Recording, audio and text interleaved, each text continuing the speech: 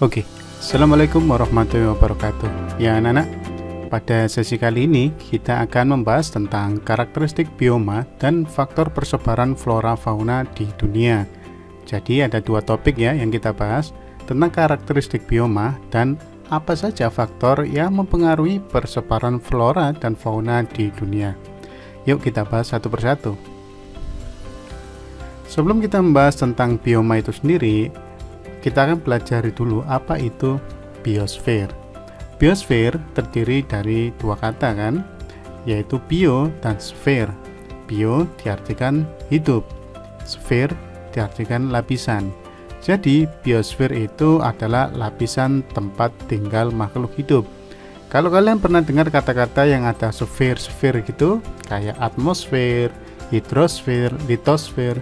Jadi yang sphere itu artinya lapisan. Begitu juga biosfer.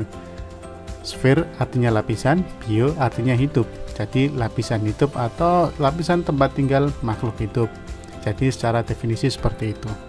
Nah, biosfer sendiri bisa ada karena ada tiga unsur. Yang pertama ada atmosfer, yang kedua ada hidrosfer, dan yang ketiga ada litosfer. Atmosfer, hidrosfer, litosfer.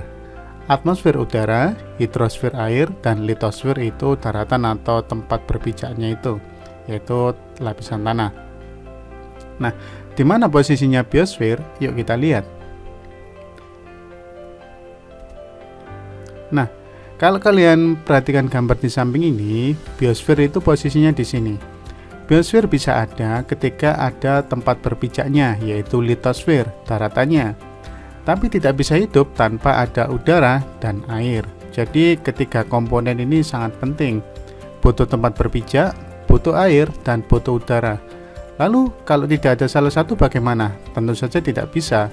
Walaupun tempat itu kering seperti gurun, tetap ada airnya. Walaupun kita tidak bisa melihat secara kasat mata seberapa kecil kandungan air di situ. Oke, bisa dipahami ya tentang biosfer. Kita lanjutkan.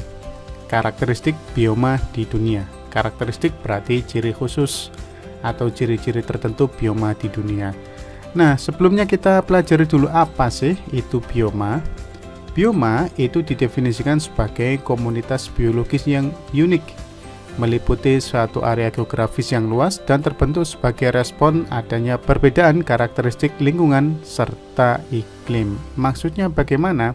Jadi bioma itu sebuah kumpulan makhluk hidup, baik tumbuhan dan hewan ya tentunya, yang unik. Kenapa unik? Karena dia punya ciri khusus. Maka di bawah sini saya tulis kumpulan spesies, terutama tumbuhan, yang mendiami satu tempat tertentu, yang dicirikan oleh vegetasi tertentu yang dominan. Saya kasih contoh yang ekstrim aja ya, di gurun. Nah, di gurun itu makhluk hidup dan vegetasinya sudah sangat jelas, tidak ada di satu tempat yang lain yang punya karakteristik yang sama. Contoh tumbuhannya ya kaktus, kemudian keadaan fisiknya ya daratan yang berpasir itu. Jadi ada sebuah komunitas biologis yang unik seperti itu yang disebut dengan bioma. Yuk kita pelajari lebih lanjut. Ada beberapa karakteristik suatu bioma. Karakteristik itu ciri ya. Di antaranya, yang pertama, pada setiap bioma ada suatu komunitas utama. Jadi ada ciri yang mendominasi di situ. Ada satu bentuk vegetasi utama yang mendominasi kawasan tersebut. Coba kalian perhatikan gambar yang sebelah kanan ini. Ini adalah hutan hujan tropis. Apa yang mendominasi? Tumbuhan yang besar, daunnya lebat, lembab. Sinar matahari bisa masuk? Bisa, tapi sedikit. Nah, ciri-ciri itu ada pada karakteristik bioma hutan hujan tropis. Jadi seperti itu ya. Kalau kalian lihat gambar yang di samping, ini ada banyak ekosistem. Ini banyak sekali tumbuhan-tumbuhan kecil, tapi banyak sekali yang besar yang mendominasi. Jadi ada ciri seperti itu. Yang kedua, komunitas ini stabil sepanjang masa, kecuali ada kejadian tiba-tiba yang mengganggu kestabilan komunitas. Bioma terbentuk karena interaksi antara unsur-unsur lingkungan. Maksudnya mengganggu stabilitas bagaimana? Ya sampai besok-besok, ya seperti ini. Ini adalah contoh tanaman mangrove gitu ya. Saya biasa ya seperti ini, tapi kalau ada ulah gel dari tangan manusia ya bisa rusak. Atau mungkin tiba-tiba ada bencana alam yang bisa merusak ekosistem ini.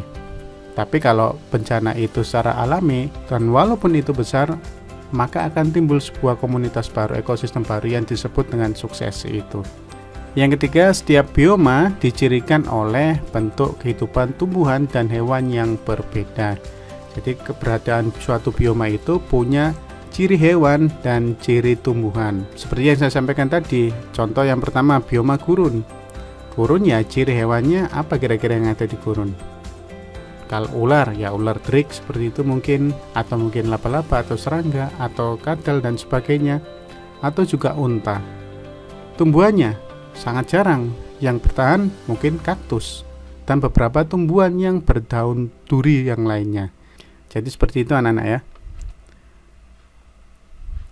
Oke, nah bioma itu ada macam-macam, tapi saya tidak membahas terlalu dalam, kita akan bahas di pertemuan selanjutnya ya. Jadi bioma itu ada 6 kurang lebih. Yang pertama ada bioma tundra, yaitu bioma yang berada di daerah kutub, dingin ya, es seperti itu. Kemudian ada bioma taiga, taiga itu di daerah beriklim sedang, jadi lebih bawah sedikit dari iklim kutub. Atau mungkin juga ada di daerah subtropis. Kemudian padang rumput, kalian pernah lihat savana atau sabana? Nah seperti itu, lahan luas isinya rumput semua. Gurun, saya yakin kalau gurun kalian sudah pernah melihat walaupun di TV atau di gambar gitu ya. Hutan hujan tropis seperti yang saya ceritakan di awal, dan hutan gugur. Jadi ada 6 ini ya kurang lebih seperti itu. Oke, selanjutnya kita akan membahas tentang faktor persebaran flora dan fauna. Jadi yang tadi tentang karakteristik bioma, dan sekarang kita akan membahas tentang faktor apa saja sih yang menyebabkan persebaran flora dan fauna di dunia ini.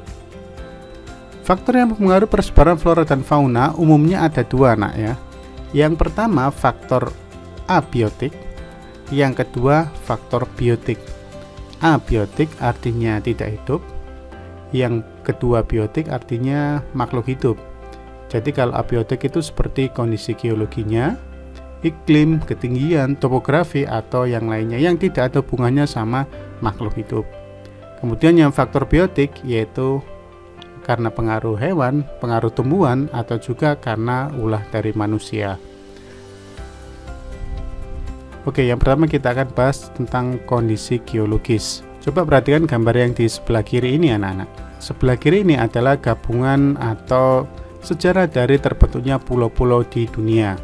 Mulai dari Afrika, Amerika, India, Antartika sampai Australia. Ada garis biru, hijau, orange, dan coklat. Maksudnya apa? Kita ambil satu contoh. Hewan yang di bawah ini bergaris biru. Maksudnya apa ini? Ada di wilayah ini, jadi di Amerika Selatan dan juga di Afrika Selatan. Kenapa kok bisa ada di 2 tempat ini? Karena dulunya tempat ini menjadi satu daratan.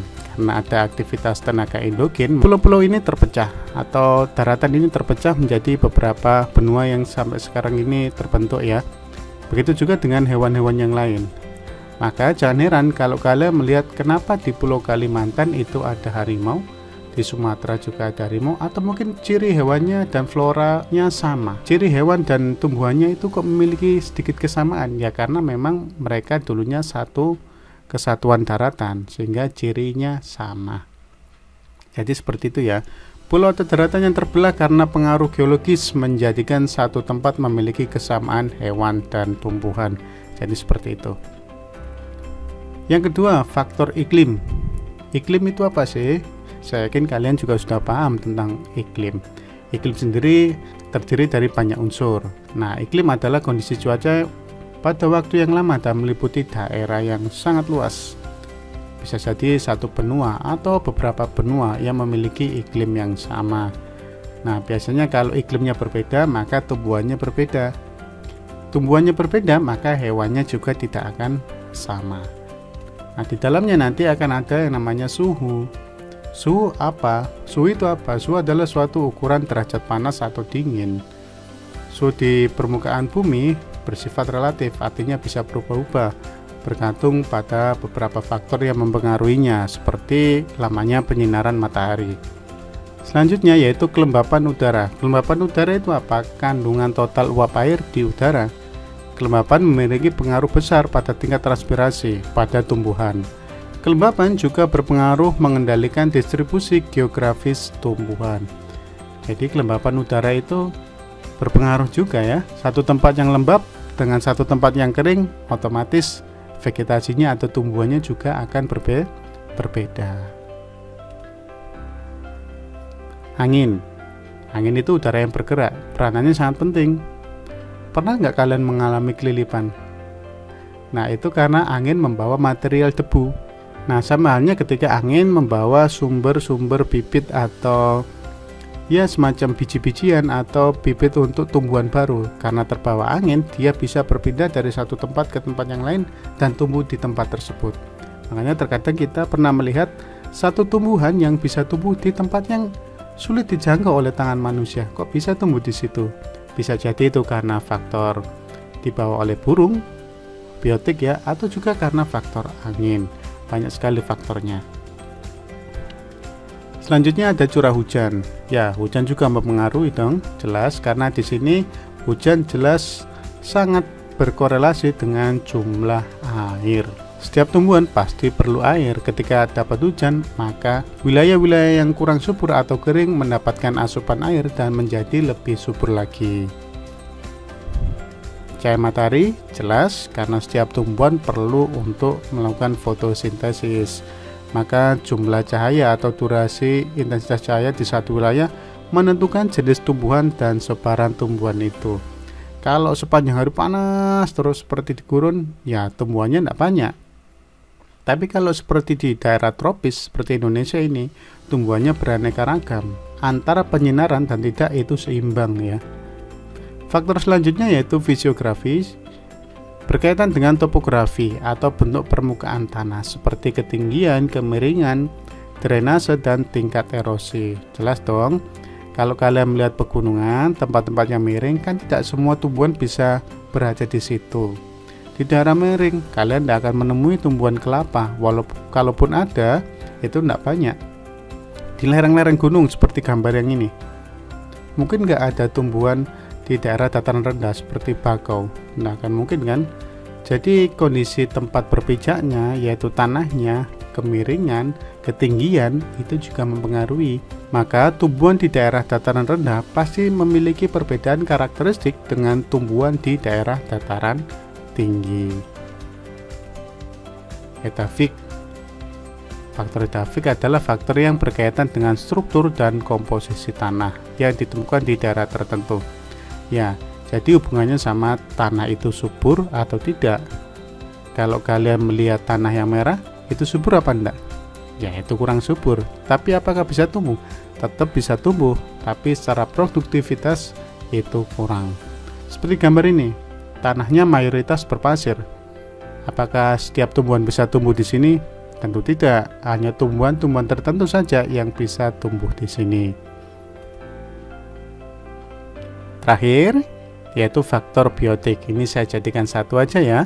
Antara hewan, tumbuhan, dan manusia itu merupakan faktor terbesar yang mempengaruhi persebaran tumbuhan atau hewan itu sendiri. Mengapa bisa seperti itu? Ya, kita ambil contoh manusia. Ketika manusia mengambil satu hewan endemik di satu tempat, dibawa ke tempat lain untuk dikembangbiakan misalkan, maka itu bisa mempengaruhi persebarannya. Pernah nggak kalian siswa-siswa yang ada di Indonesia melihat kenapa ada hewan yang berasal dari sungai Amazon kok ada di sini di Indonesia? Ya karena dibawa oleh manusia.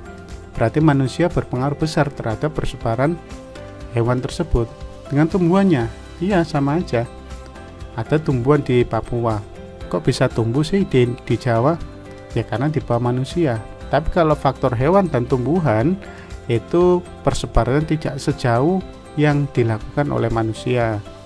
Misalkan tumbuhan apa gitu ya, tumbuhan A, kok bisa tumbuh juga di situ? Banyak sekali berbaris, ya mungkin karena faktor angin tadi terbawa, atau mungkin dimakan oleh hewan-hewan terbang, burung.